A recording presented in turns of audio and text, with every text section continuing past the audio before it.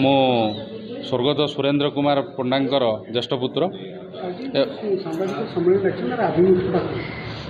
यही जो सांबादिक सम्मेलन को आम डाकिचु तेणु से सांबादिक सम्मेलन जोटा कि भल भाव आम संगठित होती जिनस को आम गोटे निर्मम हत्या जहाँकि मो बापांकर होती स्वर्गत सुरेन्द्र कुमार पंडांकर तेणु से हत्यार अभियुक्त थिबा समस्त अभियुक्त जो कि 16 अभियुक्त से तुरंत गिरफ दाबी रे आम आम सांबादिक भाई मान डाकी यही जो निर्मम हत्या कराई हत्याटी एक सुपरिकल्पित हत्या। यह आमर कारण तो कहले जे मोर जो थिले एक्स जो माने वाइफ थिले से हूँ सुइसाइड करथिले। से मानसिक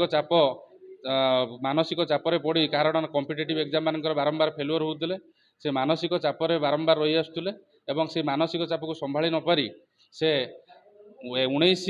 एप्रिल 2020 आत्महत्या करते। तेणु पोस्टमार्टम रिपोर्टर भी एक स्पष्ट जे से सुइसाइडाल हैंगिंग द्वारा मरीथिले।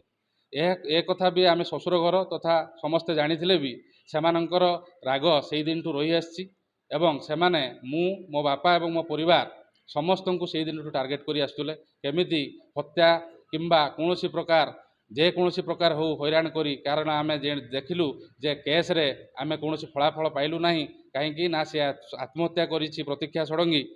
जे कि तेणु तांको से केस रे हारिबार भय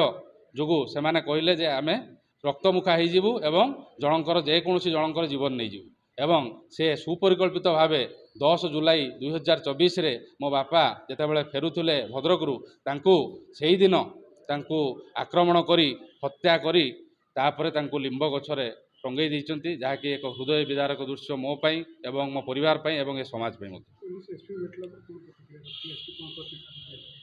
मो धामनगर आईआईसी को एफआईआर नंबर 323/2024 रे एक एफआईआर हत्या 302 जोटा कि वर्तमान बीएनएस रे 103 होती से दफा मूले रुजु होती। तो से दफा मूले रुजु होला परे जहाँ एक्टिव कोलाबोरेशन रहिबा कथा आम परिवार प्रति से प्रकार आम पाइलु ना कि तेणु आम एसपी मान्यवर गुंटुपाली सार एसपी भद्रक तांकर एसपी ऑफिस द्वारस्थ होइतिलु तांको मध्य ए अभियोग जनइथिलु हत्या अभियोग किंतु से केवल तदंत आड़े वर्तमान पर्यंत कथा गढ़ी चलती। बापांकर हाथ लेखा चिठी रे स्पष्ट प्रमाणित होउची जे 16 जन अभियुक्त मानकर प्रत्यक्ष संपृक्ति अच्छी तथापि से माने खुला आकाश रे घूरी बुलचंती एवं ताहार उदाहरण से माने गोटे एडवांस